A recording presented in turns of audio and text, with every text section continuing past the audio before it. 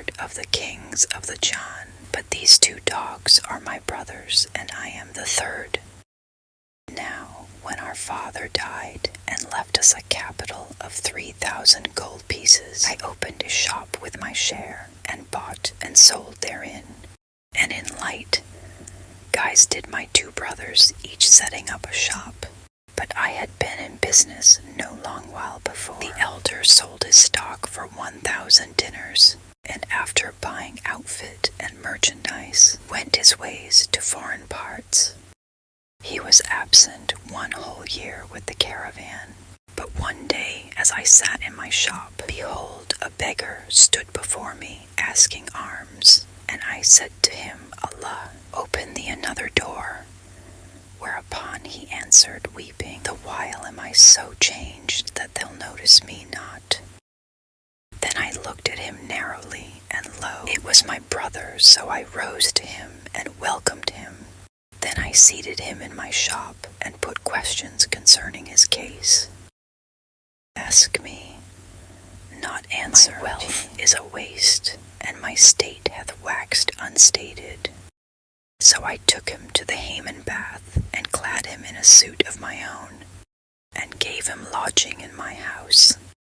Moreover, after looking over the accounts of my stock in trade and the profits of my business, I found that industry had gained me 1,000 in hours, while my principal, the head of my wealth, amounted to 2,000. So I shared the whole with him, saying, Assume that thou hast made no journey abroad, but hast remained at home, and be not cast down by thine ill lark. He took the share in great glee, and opened for himself a shop, and matters went on quietly for a few nights and days. But presently my 2nd brother, yon other dog, also setting his heart upon travel, sold off what goods and stock and trade he had, and albeit we tried to stay him, he would not be stayed. He laid in an outfit and fared forth with certain wayfarers. After an absence of a whole year, he came back to me, even as my elder brother had come back. And when I said to him, Oh, my brother, did I not dissuade different travel? He shed tears and cried, Oh, my brother, this be destiny's here decree. I am, a mere beggar, penniless and without a shirt to my back. So I led him to the bath, O jinni, and clothing him in new clothes of my own wear, I went with him to my shop and served him with meat and drink. Furthermore, I said to him, Oh, my brother, I am one to cast up my shop accounts at the head of every year, and what so I shall find of circusage is between me and the. So I proceeded. Are we fleet to strike a balance, and finding 2,000 deniers of profit? Praises to the Creator be here extolled and exalted, and made over 1/2 to my brother, keeping the other to myself. Thereupon he busied himself with opening a shop, and on this wise we abode many days. After a time, my brothers began pressing me to travel with them, but I refused, saying, What gained ye by travel voyage, that I should gain thereby? As I would not give ear to them, we went back each to his own shop, where we bought and sold as before. They kept urging me to travel for a whole 12 months, but I refused to do so till full 6 years were past and gone, when I consented with these words, O my brothers, here am I, your companion of travel. Now let me see what monies you have. By you I found, however, that they had not a doit, having squandered their substance in high diet and drinking and carnal delights. Yet I spoke not a word of reproach. So far from it, I looked over my shop accounts once more, and sold what goods and stock and trade were mine, and finding myself the owner of 6,000 ducats, I gladly proceeded to divide that sum in halves, saying to my brothers, These 3,000 gold pieces are for me and for you to trade with, all adding, let us bury the other moiety underground, that it may be of service in case any harm before us, in which case shall take 1,000, wherewith to open shops. Both replied, right is thy reckoning. And I gave to each one his 1,000 gold pieces, keeping the same sum for myself, to it 1,000 in hours. We then got ready suitable goods and hardship, and having embarked our merchandise, proceeded on our voyage day following day, a full month, after which we arrived at a city where we sold our venture, and for every piece of gold we gained 10. And as we turned again to our voyage, we found on the shore of the sea a maiden clad in worn and ragged gear, and she kissed my hand and said, "Oh, master, is there kindness in me and charity? I can make thee a fitting return for them." I answered, "Even so. Truly in me are benevolence and good works, even though they'll render me no return." Then she said, "Take me to wife, O my master, and carry me to thy city. For I have given myself to thee, so do me a kindness, and I am of those who be meet for good works and charity. I will make thee a fitting return for these, and be thou not shamed by my condition." When I heard her words, my heart yearned towards her in such sort as wielded Allah, be he extolled and exalted, and took her and clothed her, and made ready for her a fair resting place in the vessel, and honorably entreated her. So we voyaged on, and my heart became attached to her, with exceeding attachment. And I was separated from her neither night nor day, and I paid more regard to her than to my brothers. Then they were estranged from me, and waxed jealous of my wealth and the quantity of merchandise I had, and their eyes were opened covetously upon all my property.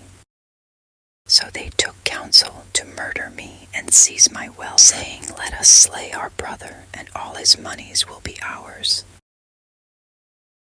And Satan made this deed seem fair in their sight. So when they found me in privacy, and I sleeping by my wife's side, they took us both up and cast us into the sea.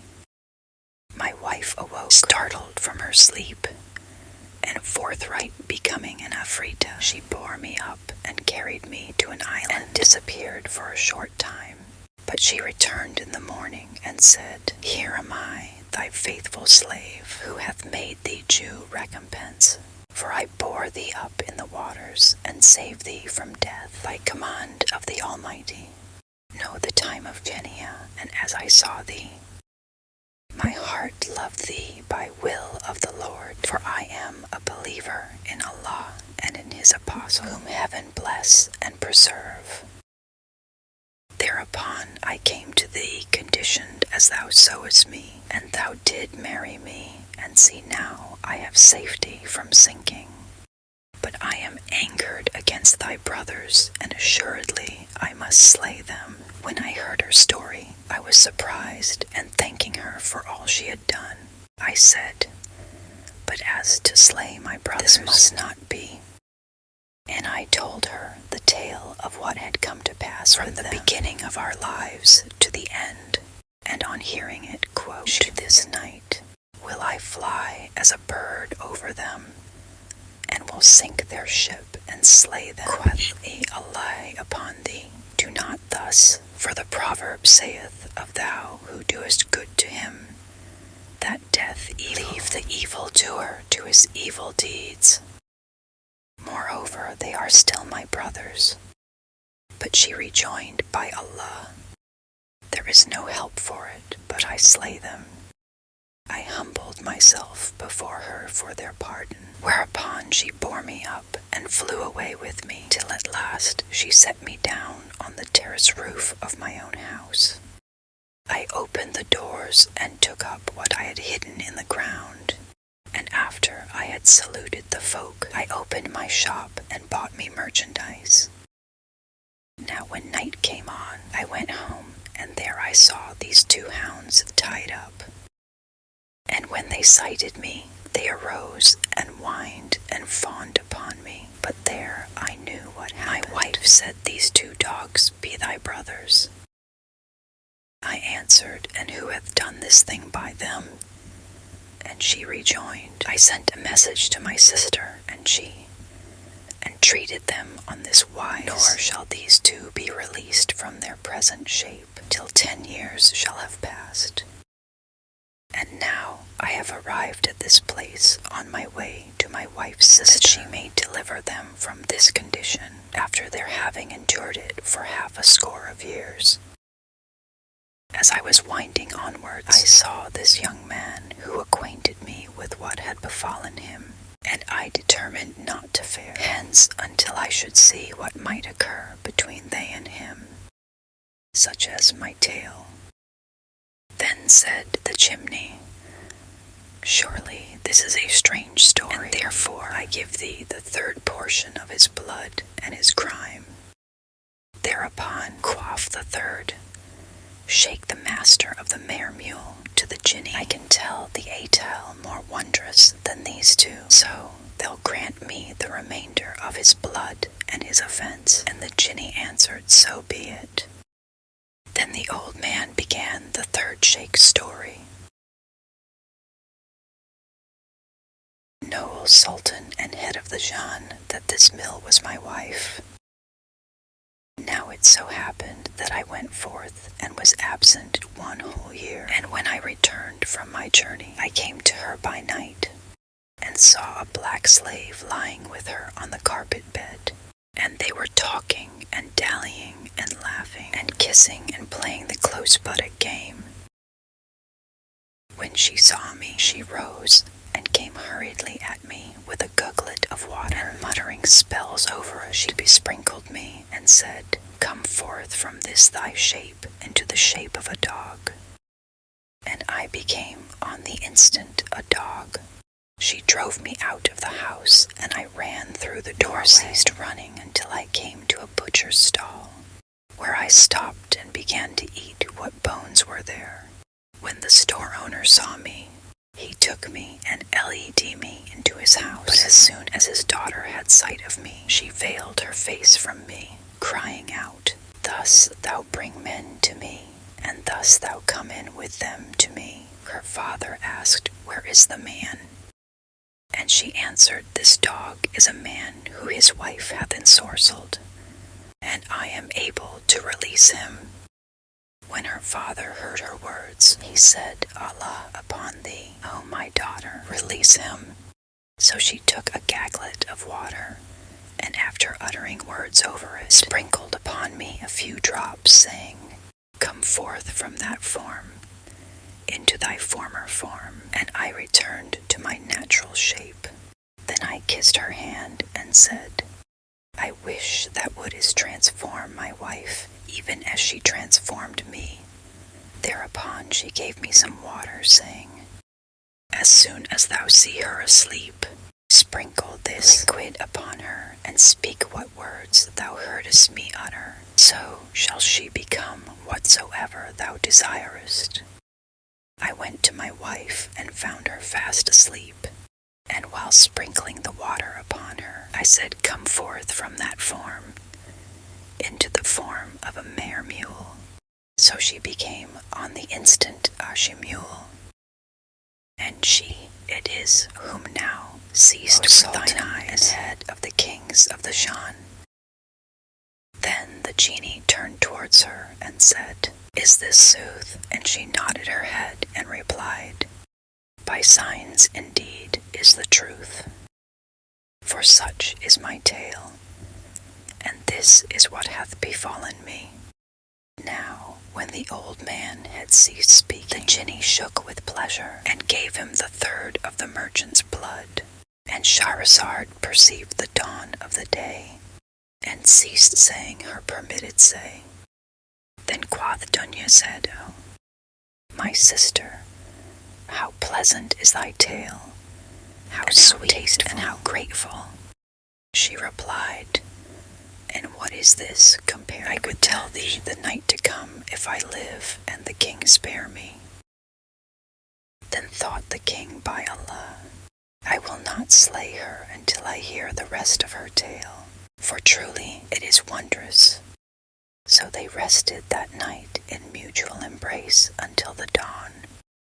After this the king went forth to his hall of his state, and the wazir and the troops came in, and the court was crowded, and the king gave orders, and judged, and appointed, and deposed, bidding and forbidding during the rest of the day. Then the divine broke up, and King Shafir entered his palace. When it was the third night, and the king had had his will of the wazir's daughter, Dunyazad, her sister said to her, Finish for us that tale of mine. And she replied with joy and goodly gree, It has reached me, O auspicious king. But when the third old man told the tale to the chimney, more wondrous than the two preceding, the jinni marvel with exceeding marvel, and shaking with delight, cried low, I have given thee the remainder, and for thy sake have I released him. Thereupon the merchant embraced the old men and thanked them, and these sheikhs wished him joy on being saved, and fared forth each one for his own city. Yet this tale is not more wondrous than the fisherman's story, asked the king. What is the fisherman's story? And she answered by relating the tale of the fisherman and the jinni. It has reached me, auspicious king, that there was a fisherman well stricken in years, who had a wife and 3 children, and withal was of poor condition. Now it was his custom to cast his net every 4 times and no more on a day. He went forth about noon, tied to the seashore, laid down his basket, and tucking up his shirt and plunging into the water, made a cast with his net, and waited till it settled to the bottom. Then he gathered the cords together and haled away at it, but found it weighty, and however much he drew it landward, he could not put it up. So he carried the ends ashore, and drove a stake into the ground, made the net fast to it. Then he stripped and dived into the water all about the net, and left not off working hard until he had brought it up. He rejoiced thereat, and donning his clothes, went to the net, where he found in it a dead jackass which had torn the meshes. Now when he saw it, he exclaimed in his grief, There is no majesty, and there is no might, saving Allah the Great. Then quoth he, This is a strange manner of daily bread. And he began reciting an extemporary verse. O Tyler, through the glooms of night, in peril and in pain, by tiling stint, for daily bread comes not by might, and main sea star, not the fisher-seeker float upon the sea his bread, while glimmer stars of night are set in tangled scone anon. He plungeth in despite the buffet of the waves, the while to sight the bellying net, his ego glances strain till join the night's success. A fish she bringeth home, whose scarlet by the hook of fate was caught and cut in twain. When buys that fish of him a man who spent the hours of night reckless, of cold and wet and gloom, in ease and comfort vain. Lord to the Lord, who gives to this, to that denies his wishes, and dooms one toil and catch the prey, and other eat the fishes. Then coffee up into it. I am sure of his beneficence, inshallah. So he continued, When thou art seized of evil fate, assume the noble soul's long suffering. 'Tis thy best, complain not to the creature. This be plaint from one most ruthful to the ruthlessest. The fisherman, when he had looked at the dead ass, got it free of the tiles and run out and spread his net. Then he plunged into the sea, saying in Allah's name, and made a cast and pulled at it. But it grew heavy and settled down more firmly than the first time. Now he thought that there were fish in it, and he made it fast, and doffing his clothes, went into the water and dived and hailed, until he drew it up upon dry land. Then found he in it a large earth and picture, which was full of sand and mead. And seeing this, he was greatly troubled, and began repeating these verses. Forbear o troubles of the world, and pardon, and you kneel forbear. I went to seek my daily bread. I find that breadless I must fare for neither. Handcraft brings me aught nor fate allots to me a share. How many fools the Pleiads reach, while darkness whelms the wise. And where? So he prayed pardon of Allah, and throwing away the jar, rang his net and cleansed it, and returned to the sea the third time to cast his net, and waited till it had sunk. Then he pulled it, and found therein pot shards and broken glass. Whereupon he began to speak these verses. He is today that daily bread thou canst, nor loose, nor bind, nor pen, nor read to veil the aught thy daily bread to find for joy. And daily bread are what fate deigned to allow. This soil is sad and sterile ground, while that makes glad behind the shafts of time and life. Bear down for many a man of worth, while bearing up to high degree weights of ignoble mind. So come now, death, for verily life is not worth a straw. When lo, the falcon falls with all the mallard wings, the wind. No wonder 'tis thou sees how the great of soul and mind, a poor and many a loser, call to height of luck designed. This bird shall overfly the world from east to furthest west, and that shall win her every wish, though Nash, she leaves the nest. Then raising his eyes heavenwards, he said, O my God, save 4 times, the third is done, and as yet thou hast felt saved me nothing. So this time, O my God, deign, give me my daily bread. Then having called on Allah's name, he again threw his net and waited it sinking and settling. Whereupon he hailed it, but could not draw it for that it was entangled at the bottom. He cried out in his vaccination, There is no majesty, and there is no might saving Allah. And he began reciting fire on this wretched world. And so it be I must be whelmed by grief and misery. Though gladsome be man's lot, when dawns the morn, he drains the cup of woe. EVC. Yet was I one of whom the world, when asked whose lot is happiest, oftward say, 'Tis he. Thereupon he stripped, and diving down to the net, busied himself with it till it came to land. Then he opened the meshes, and found there in a cucumber-shaped jar of yellow copper, evidently full of something whose mouth was made fast, with a leading cap stamped with the seal ring of our Lord Suleiman, son of David. Allah accepted this. The fisherman rejoiced and said, If I sell it in the brass bazaar, she's worth 10 golden dinars.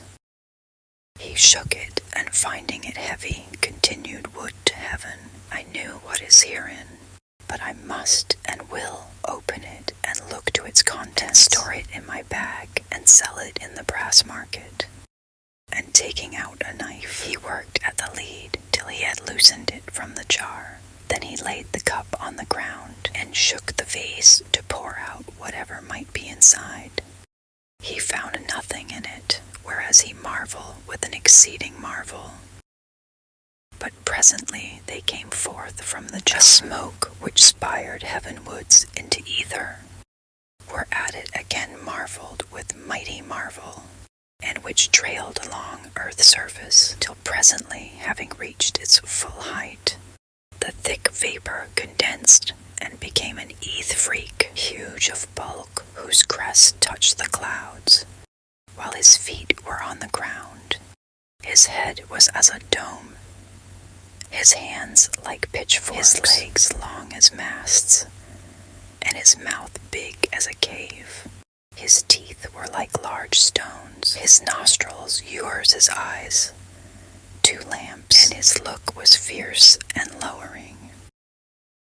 Now, when the fisherman saw his side muscles quivered, his teeth chattered, his spittle dried up, and he became blind about what to do. Upon this, the Ifrit looked at him and cried, "There is no God but the God, and Suleiman is the prophet of God." Presently, adding our apostle of Allah, "Slay me, not never again say the N-word again, nor sin against thee indeed."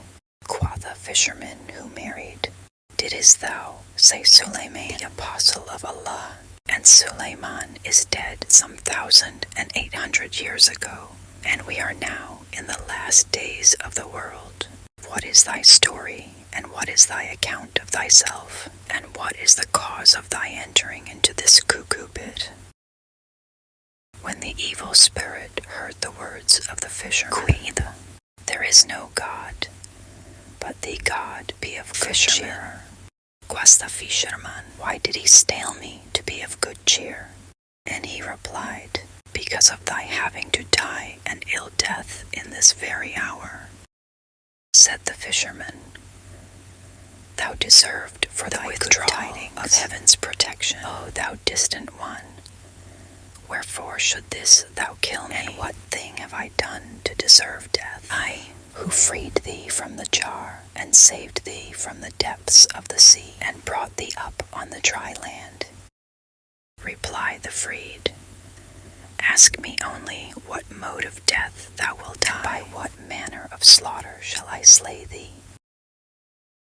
Rejoined the fisherman, "What is my crime, and where? Coffee free for such retribution, old fisherman." And he answered, "Say on, and be brief in thy saying, for a very sooth my life breath is in my nostrils." Thereupon quoth the chimney, "Know that I am one among the heretical yon, and I sinned against Suleiman David, son on the twain be peace. I together with the famous sacred jinni."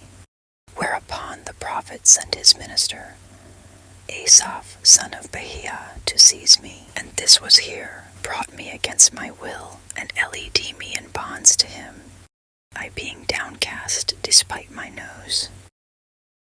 And he placed me standing before him like a supplement. When Suleiman saw me, he took refuge with Allah, embraced the true faith, and obey his behests. But I refused, so sending for this corbet. He shut me up therein, and stopped it over with lid, whereon he impressed the Most High name, and gave his orders to the John, who carried me off and cast me into the midmost of the ocean.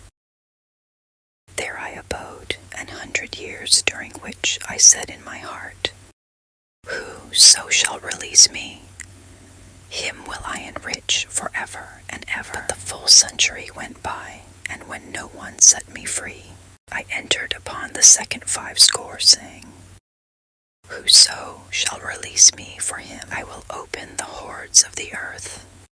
Still no one set me free, and thus 400 years passed away. Then quoth I, "Whoso shall release me, for him will I fulfill 3 wishes." Yet no one set me free. Thereupon I waxed wrath with exceeding wrath, and said to myself, Whoso shall release me from this time forth, him will I slay, and I will give him choice of what death he will die. And now, as thou hast released me, I give the full choice of deaths. The fisherman, hearing the words of the free, said, O Allah, the wonder of it that I have not come to free thee, saving these days, adding, spare my life. So Allah spare thine, and slay me not, lest Allah set one to slay thee. Replied the consummacious one, There is no help for it. Die thou ask me by way of boon, what manner of death thou wilt die. Albeit thus certified, the fisherman again addressed dear free, saying, Forgive me this, my death is a generous reward for having freed thee and near free. Surely I would not slay thee, save on account of that same release. Old chief of the Frits, said the fisherman, I do thee good, and now requiredest me with evil. In very sooth, the old soul saith, we wrote them weal. They met our weal with ill. Such, by my life, is every bad man's labor. To him who benefits unworthy rights shall hap what hap to Umis, Amir's neighbor. Now when Nearfleet heard these words, he answered no more.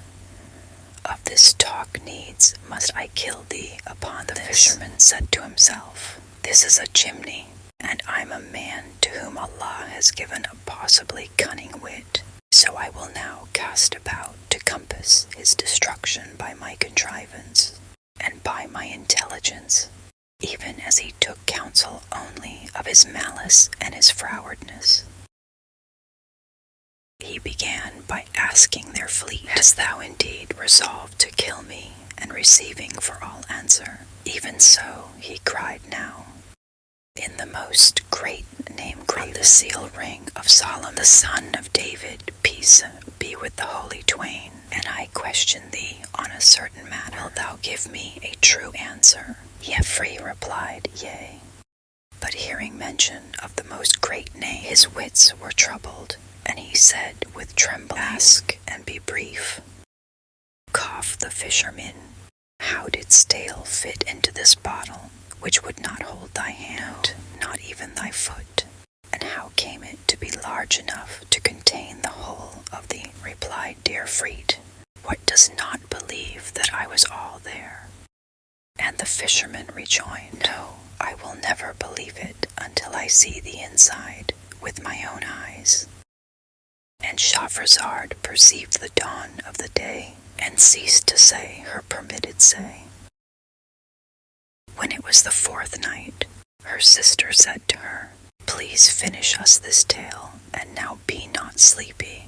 So she resumed, It has reached me, a auspicious king, but when the fisherman said to thee fleet, I will never and no wise believe thee until I see thee inside it with my own eyes. Evil spirit on the instant shook and became a vapor, which condensed and entered the jar little and little, till all was well inside. When lo, the fisherman in hot haste took the leading cat with the seal and stoppered there with the mouth of the jar, and called out to the free, saying, Ask me by way of boon what death thou wilt die by.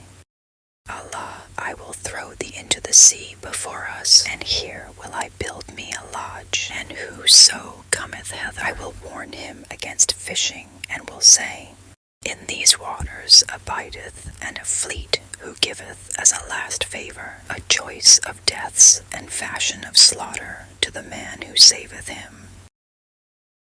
Now, when the afraid heard this from the fisherman, and saw himself in limbo, he was minded, but this was prevented by Solomon's seal. So he knew that the fisherman had cozened and outwitted him. And he waxed lowly and submissive, and began humbly to say, I did but jest with thee.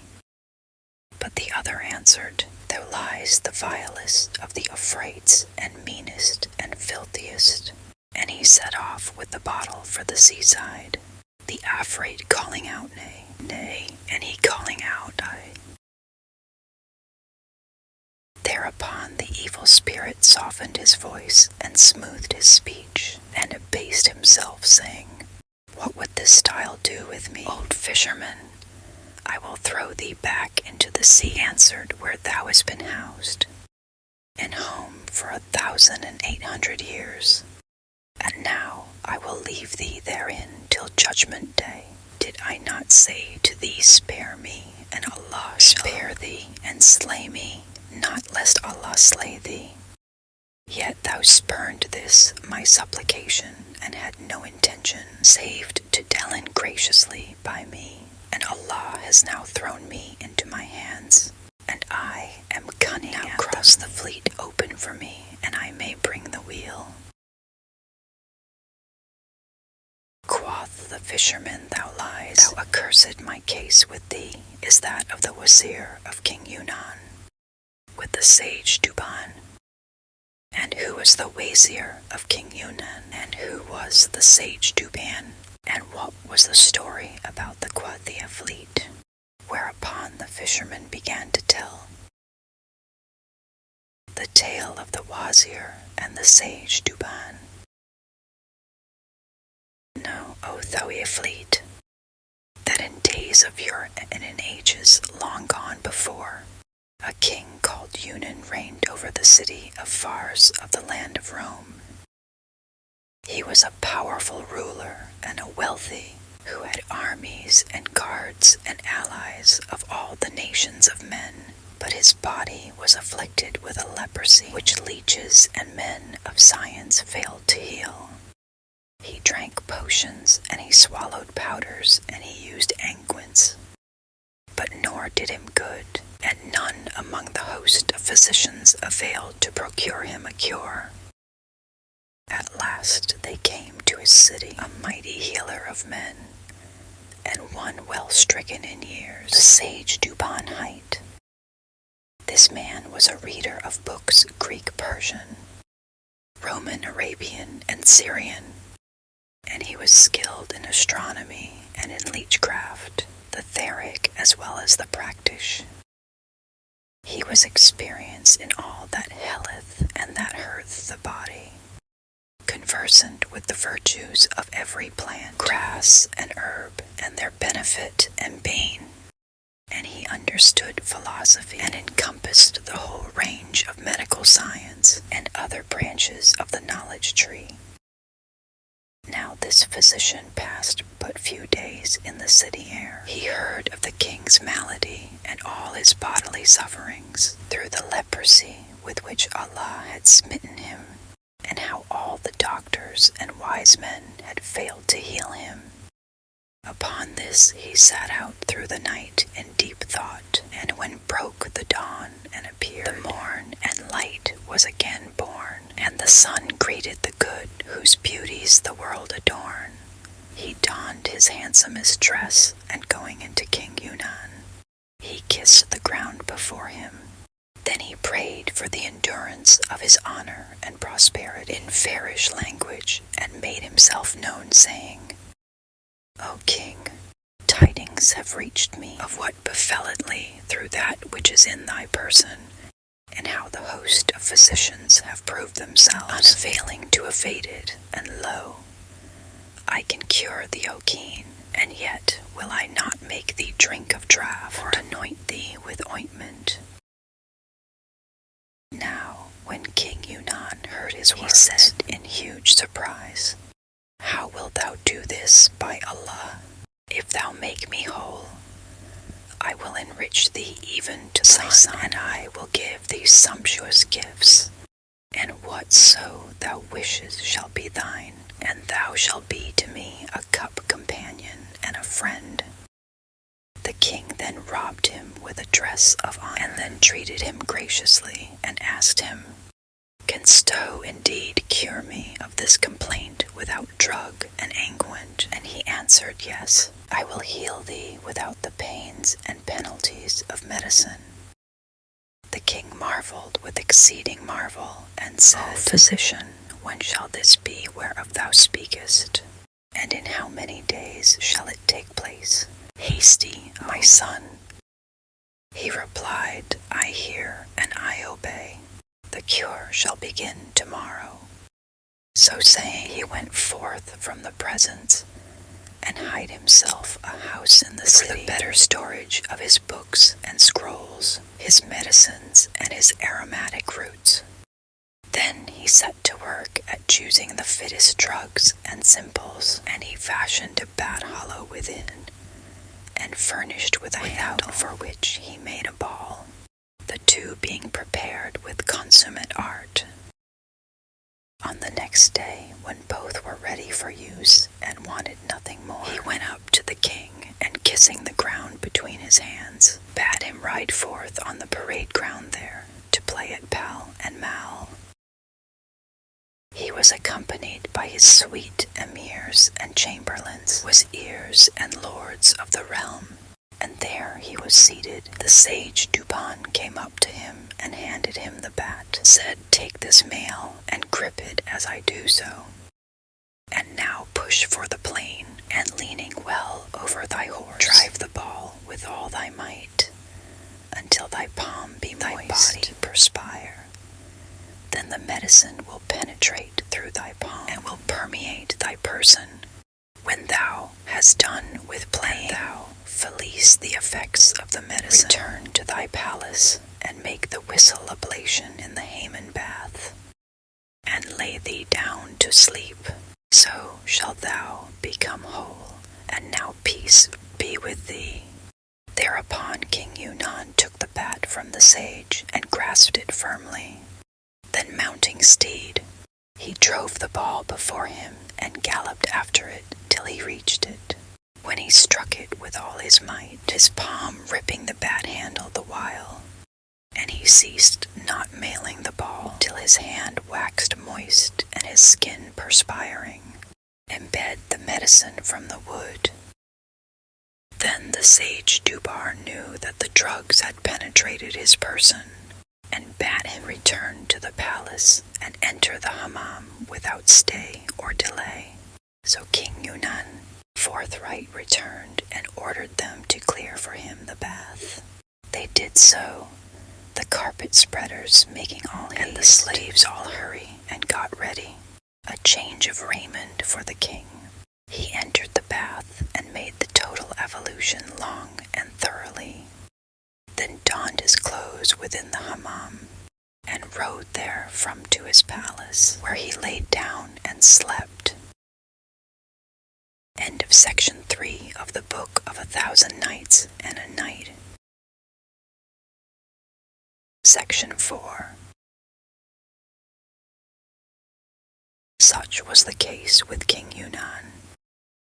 But as regards the sage Duban, he returned home and slept as usual, and when morning dawned, he repaired to the palace and craved audience.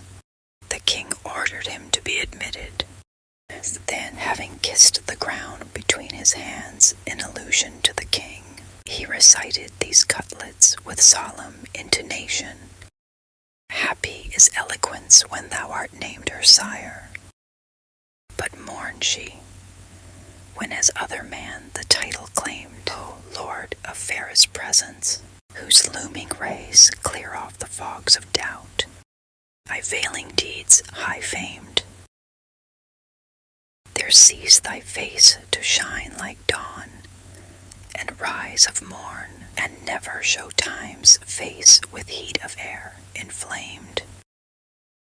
Thy grace hath favored us with gifts that worked such wise as rain, clouds raining on the hills by words inframed freely. Thou lavish thy wealth to rise on high, till won from time the heights were at thy grandeur aim. Now, when the side ceased reciting, the king rose quickly to his feet and fell on his neck.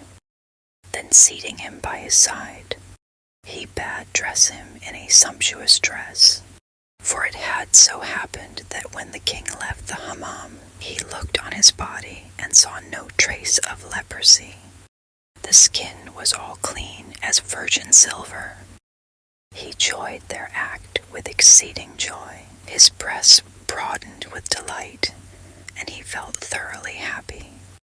Presently, when it was full day, he entered his audience hall and sat upon the throne of his kingship, whereupon his chamberlains and grandest flocked to the presence, and with them the sage Dubarn. Seeing the leech, the king rose to him in honor and seated him by his side. Then the food trays furnished with the daintiest beings were brought, and the physician ate with the king, nor did he cease accompanying him all that day.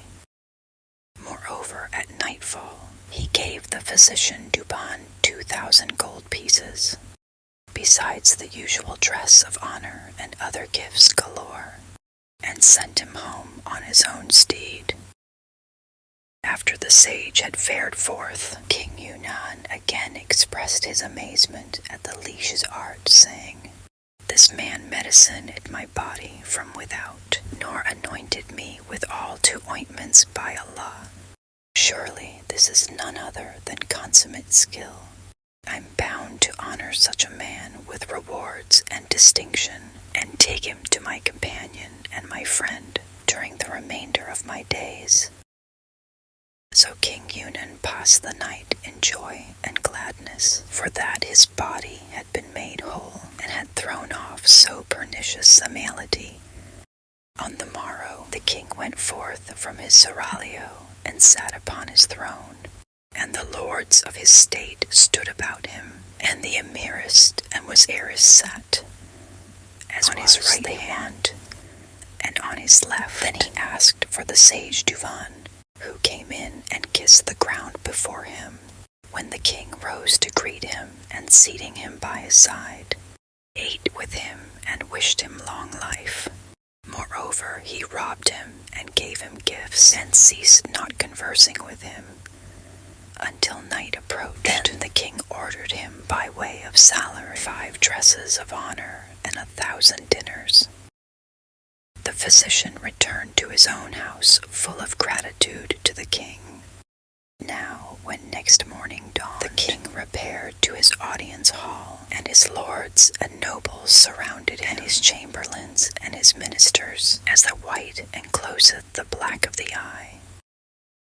Now the king had a wazir among his wazirs, unsightly to look upon, an element spectacle, sordid and generous, full of envy and evil will.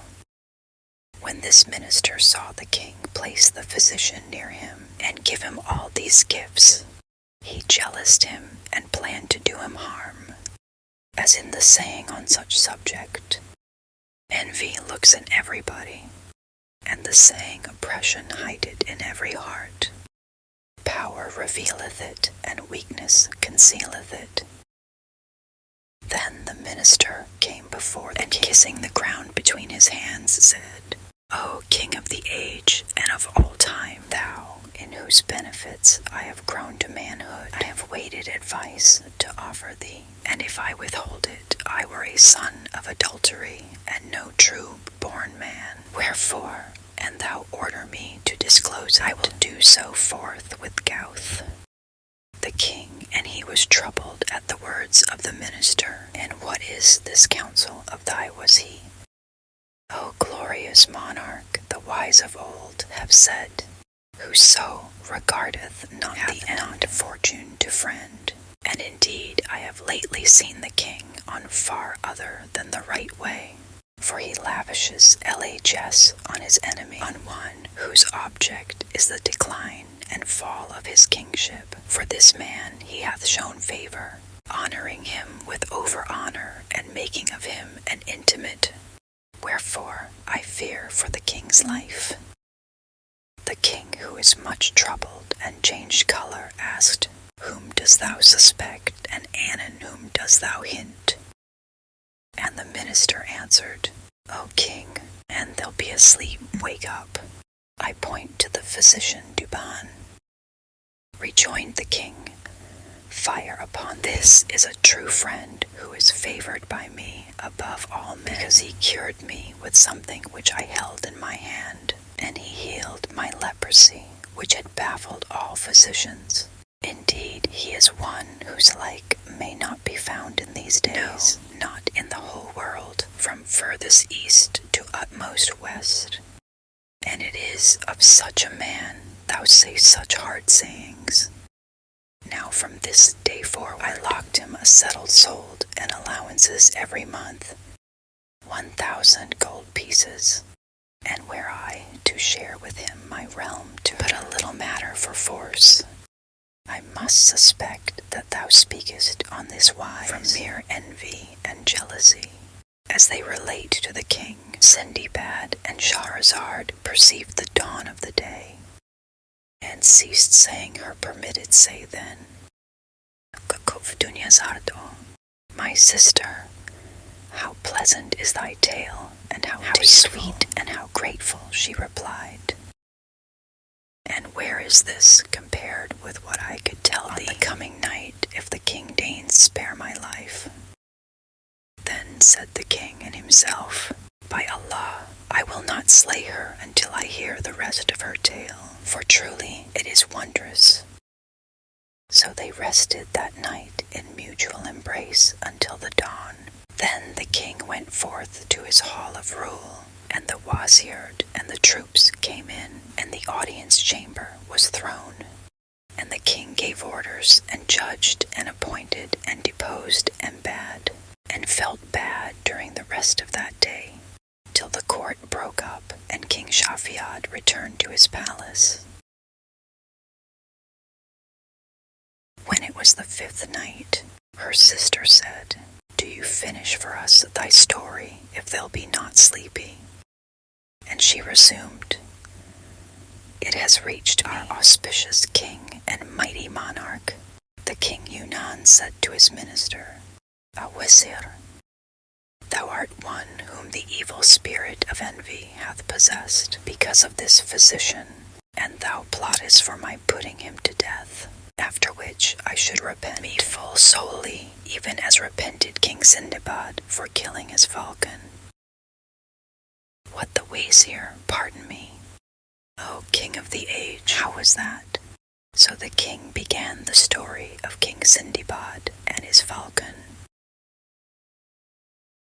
It is said that allies, all knowing that there was the king of Fars, who was fond of pleasuring and diversion, especially causing and hunting.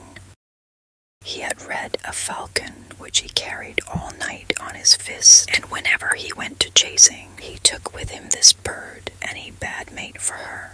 A golden cutlet hung around her neck to give her drink therefrom. One day, as the king was sitting quietly in his palace, behold, the high falconer of the household suddenly addressed him, O king of the age, this is indeed a day fit for burning.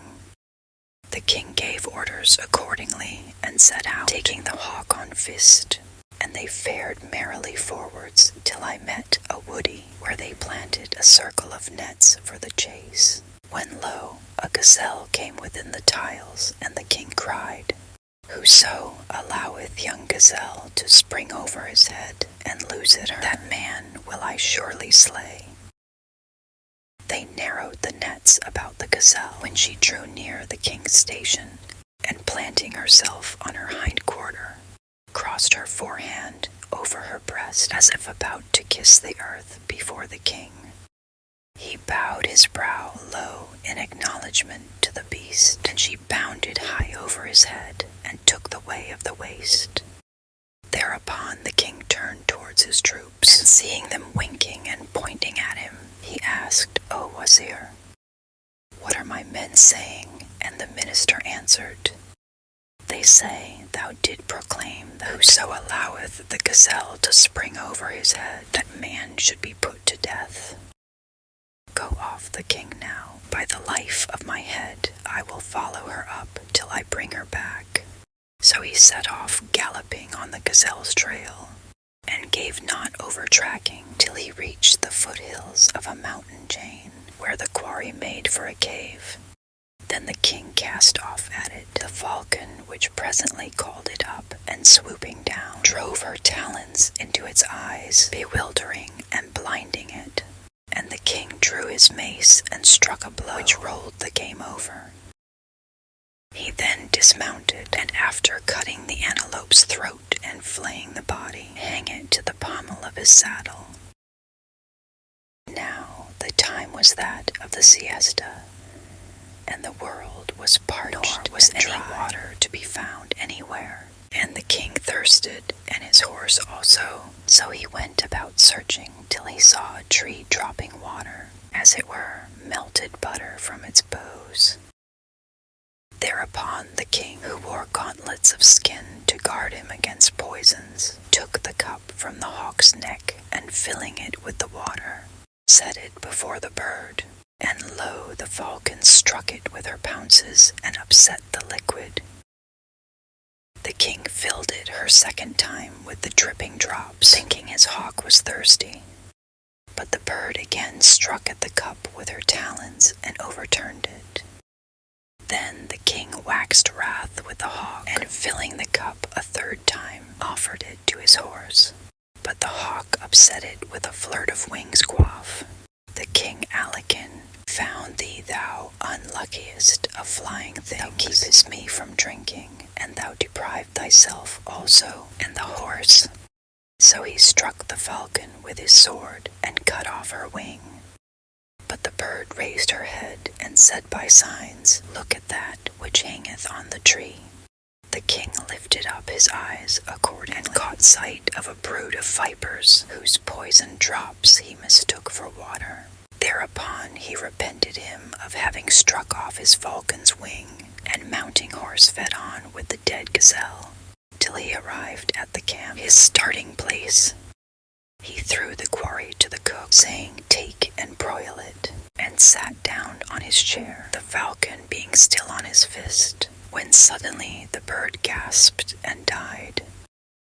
Whereupon the king cried out in sorrow and remorse for having slain that falcon, which had saved his life. Now this is what occurred in the case of King Sindibad, and I am assured that were I to do as thou desirest, I should repent even as the man who killed his parrot. Quarter was here, and how was that? And the king began to tell the tale of the husband and the parrot. A certain man and a merchant tabooed that married a fair wife, a woman of perfect beauty and grace, symmetry, and loveliness, of whom he was mad, jealous, and who can try successfully to keep him from travel. At last, an occasion compelling him to leave her, he went to the bird market and bought him for 100 gold pieces a sheep parrot which he set in his house to act as duenna, expecting her to acquaint him on his return with what had passed during the whole time of his absence.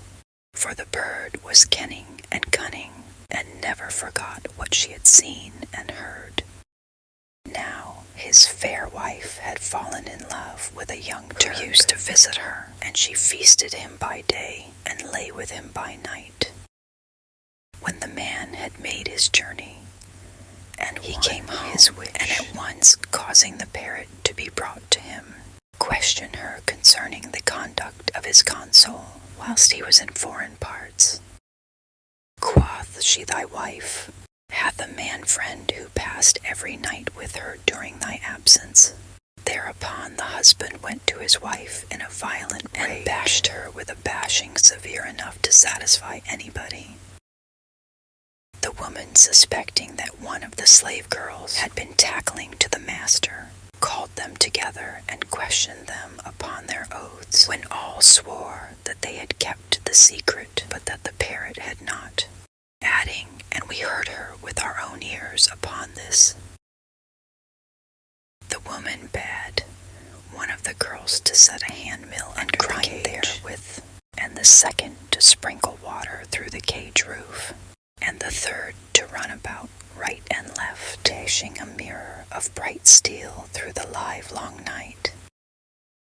Next morning, when the husband returned home, after being entertained by one of his friends, he bade bring the parrot before before him, and asked what had taken place whilst he was away. "Pardon me, or my master," quoth the bird. "I could neither hear, nor see, by reason of the exceeding mirth, and the thunder and lightning which lasted throughout the night. As it happened to be the summer tide, the master was astounded and cried, 'But we are now in mid-Tammuz, and this is not the time for rains and storms.' I by Allah joined the bird. I saw with these eyes what my tongue has told thee." Upon this the man, not knowing the case, nor smoking the plot, waxed exceeding wrath, and holding that his wife had been wronglessly accused, put forth his hand, and pulling the parrot from her cage, dashed her upon the ground with such force that he killed her on the spot. Some days afterwards, one of his slave girls confessed to him the whole truth. Yet would he not believe it till he saw the young Turk, his wife's lover, coming out of her chamber, when he bared his blade and slew him by a blow on the back of the neck, and he did the same by the adulteress, and thus the twain laden with mortal sin went straightways to eternal fire. Then the merchant knew that the parrot had told him the truth, and meant all she had seen, and he mourned grievously for her loss, when mourning availed him not. The minister, hearing the words of King Yunnan, rejoiced. "O monarch, high and dignity, and what harm have I done him? Or what evil have I seen from him that I should compass his death? I would not do this thing, save to serve thee, and soon shalt thou sight that it is right. And if thou accept my advice, thou shalt be saved; otherwise thou shalt be destroyed, even as a certain was eared, who acted treacherously by the young prince." Asked the king, "How was that?" And the minister thus began the tale of the prince and the ogress. A certain king, who had a son overmuch given to hunting and causing, ordered one of his wazirs to be in attendance upon him, with whatsoever he might wind. One day the youth set out for the chase, accompanied by his father's minister, and as they jogged on together, a big wild beast came in sight. Cried the wazir to the king's son, "Up and at your noble quarry." So the prince followed it until he was lost to every eye, and the chase got away from him in the waste, whereby he was confused and knew not which way to turn, when lo, a damsel appeared ahead, and she was in tears. The king's son asked, "Who art thou?" And she answered, "I am daughter to a king among the kings of Hinde, and I was traveling with a caravan in the desert. Drowsiness overcame me, and I fell from my beast unwittingly, whereby I am cut off from my people, and so bewildered." The prince, hearing these words, pitied her case, and mounting her on his horse's cropper, traveled until he passed by an old ruin, when the damsel said to him, "O my master, I wish to obey a call of nature." He therefore set her down at the ruin, where she delayed so long that the king's son thought that she was only wasting time. So he followed her without her knowledge, and behold, she was a ruler, a wicked ogress, who was saying to her brood, "O my children, this day I bring you a fine fat youth for dinner." Whereto they answered, "Bring him quick to us, so our mother, that we may browse upon our bellies full." The prince, hearing their talk, made sure of death, and his side muscles quivered in fear for his life. So he turned away and was about to fly. The hurler came out, and seeing him in sore affright, for he was trembling in every limb, cried, "Wherefore out there afraid?"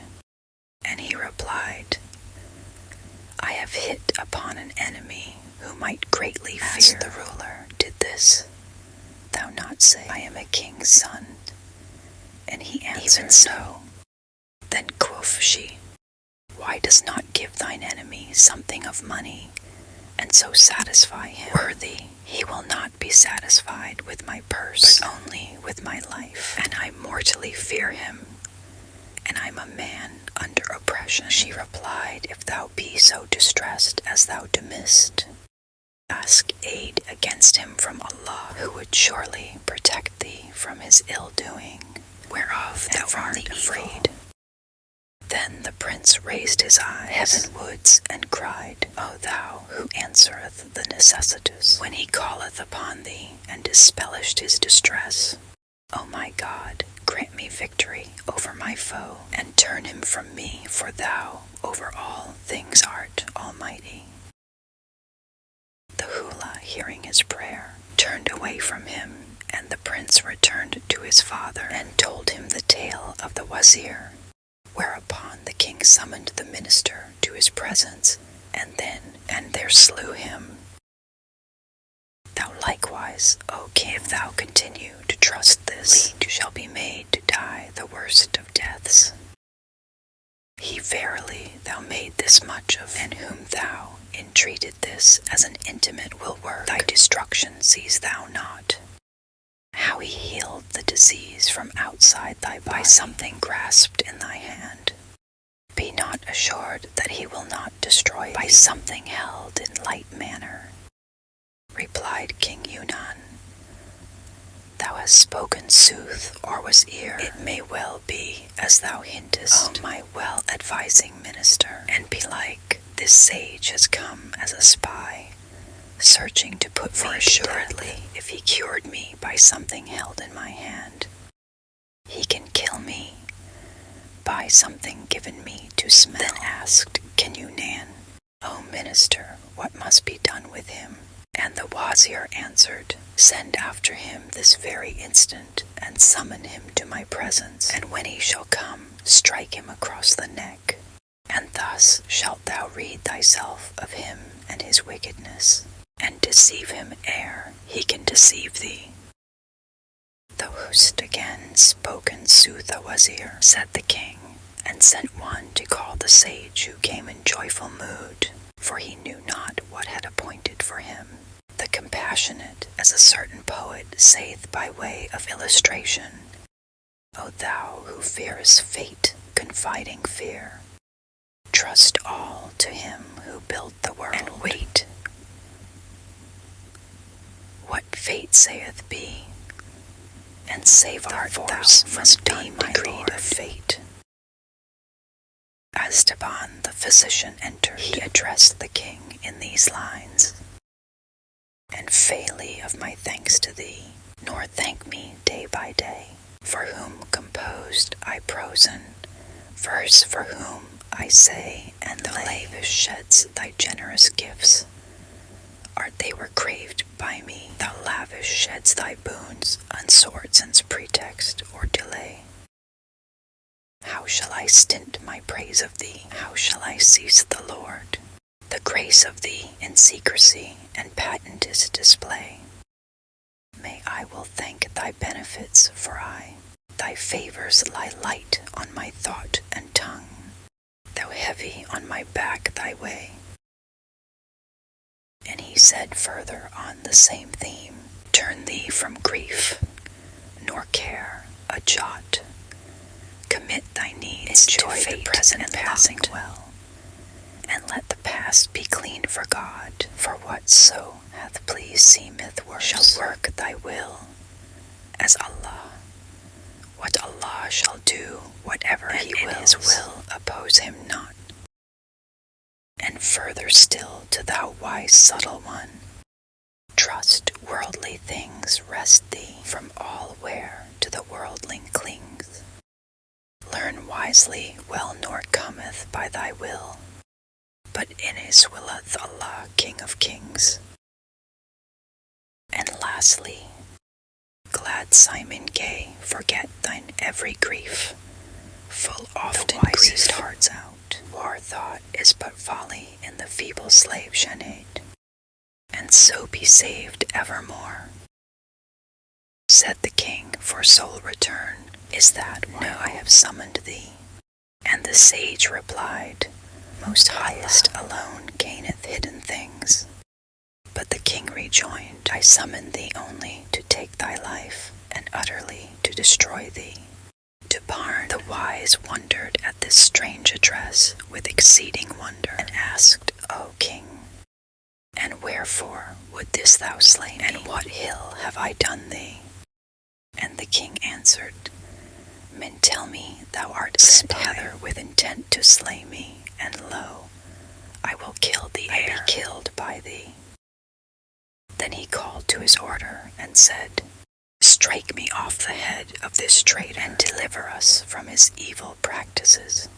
Go off, the sage spare me, and Allah will spare thee. Slay me not, or Allah shall slay thee. And he repeated to him these very words, Even as I to thee freed, and yet that would not let me go, being bent upon my death. King Yunan only rejoined, I shall not be safe without slaying thee. For as thou healedst me by something held in hand, so am I not secure against thy killing me by something given me to smell, or otherwise. Said the physician this then, O king, is thy requital and reward, that return is only evil for good? The king replied, There is no help for it, and without delay. Now, when the physician was certified that the king would slay him, without waiting, he wept and regretted the good he had done to other than the good. As one has said on this subject of wits and wisdom, is my Monabeh, whose siren wisdom all the wits outstripeth. Man may not tread on memmead or dust or clay, saved by good sense, else trippeth he and slapeth. Here upon the sword stepped forward and bound the sage to Barn's eyes, and saying to the king, By thy leave. While the physician wept and cried, Spare me, and Allah will spare thee, and slay me not, or Allah shall slay thee. And began repeating, I was kind and 'scaped not. They were cruel and escaped, and my kindness only led me to ruin nation hall. If I live, I'll never be kind. If I die, then all be damned to follow me, and curses their kindness before. Is this continued to Barn the return I meet? From they thou giveth me seems but crocodile. Quoth the king, What is the tale of the crocodile? And quoth the physician, Impossible for me to tell it in that may state. Allah upon thee spare me, as thou hopest, Allah shall spare thee. And he wept with exceeding weeping. Then one of the king's favorite stood up and said, O king, grant me the blood of this physician. We have never seen him sin against thee, or doing aught, save healingly from a disease which baffled every leech and man of science. Said the king, You what? Not the cause of my physician to death it is. If I spare him, I doom myself to certain death. For one who healed me of such a malady by something held in my hand, surely can slay me by something held to my nose. And I fear lest he kill me for a price, since happily he is some spy whose sole purpose in coming hither was to compass my destruction. So there is no help for it. Die he must, and then only shall I be sure of my own life. Again cried Duban, Spare me, and Alice shall spare thee, or Alice shall slay me not. But it was in vain. Now when the physician we freed, knew for certain that the king would kill him, he said, O king, if there be no help, but I must die, grant me some little delay, so that I may go down to my house, and release myself from my obligations, and direct my folk and my neighbors where to bury me, and distribute my books of medicine. Amongst these I have one the rarest of rarities, which I would present to thee as an offering. Keep it as a treasure in thy treasury. And what is in this book? Asked the king. And the sage answered things beyond compt, and the least of secrets is that if directly after thou hast cut off my head, thou open 3 leaves, and read 3 lines of the page to thy left hand, my head shall speak, answer every question thou deignest ask of it. The king wondered with exceeding wonder, and shaking with delight at the novelty, said old physician, Dost thou really tell me that when I cut off thy head it will speak to me? He replied, Yes. So, king, what? The king, This is indeed a strange matter. And forthwith sent him closely guarded to his house and Duban. Then and there settled all his obligations. Next day he went up to the king's audience hall, where emirs and wazirs, chamberlains and nabobs, grandees and lords of a state were gathered together, making the presence chamber gay as a garden of flower beds. And lo, the physician came up and stood before the king, bearing a worn old volume and a little etui of metal full of powder, like that used for the eyes now. He sat down and said, Give me a tray.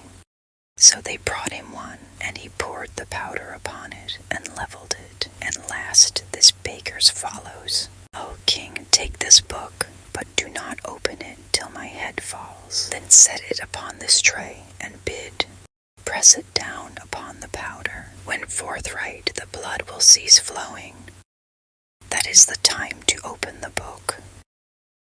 The king thereupon took the book and made a sign to the soda, who arose and struck off the physician's head, and placing it on the middle of the tray, pressed it down upon the powder. The blood stopped flowing, and the sage Duban unclosed his eyes and said, Now open the book. Go, king. The king opened the book and found the leaves stuck together. So he put his finger to his mouth, and by moistening it, he easily turned over the first leaf, and in light way the second and the third, each leaf opening with much trouble. And when he had unstuck 6 leaves, he looked over them, and finding nothing written there, said, Old physician, there is no writing here. Duban replied, Turn over yet more. And he turned over 3 others in the same way. Now the book was poisoned, and before long the venom penetrated his system, and he fell into strong convulsions and cried out, The poison have done its work. Whereupon the sage Duban's head began to improvise. There be rulers who have ruled with a fowl to run its way, but they soon became as though they had never been just. They had won justice. They oppressed and were oppressed by fortune, who required them with ban and bane and teen. So they faded like the morn, and the tongue of things repeats. Take this far, that nor vent upon fortune's ways thy spleen.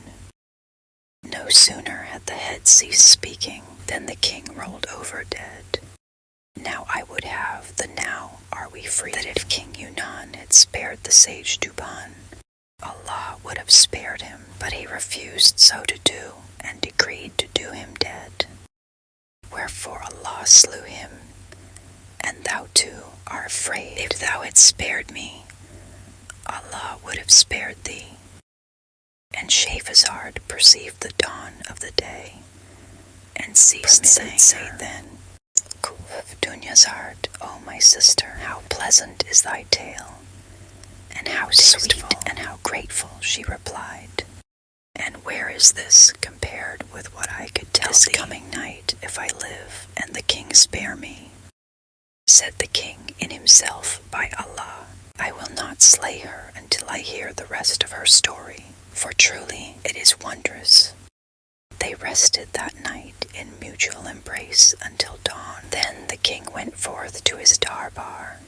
The waziris and troops came in, and the audience hall was crowded. So the king gave orders, and judged, and appointed, and deposed, and bade, and forbade the rest of that day, when the court broke up, and King Shahryar entered his palace. End of section 4 of volume 1 of the Book of 1000 Nights.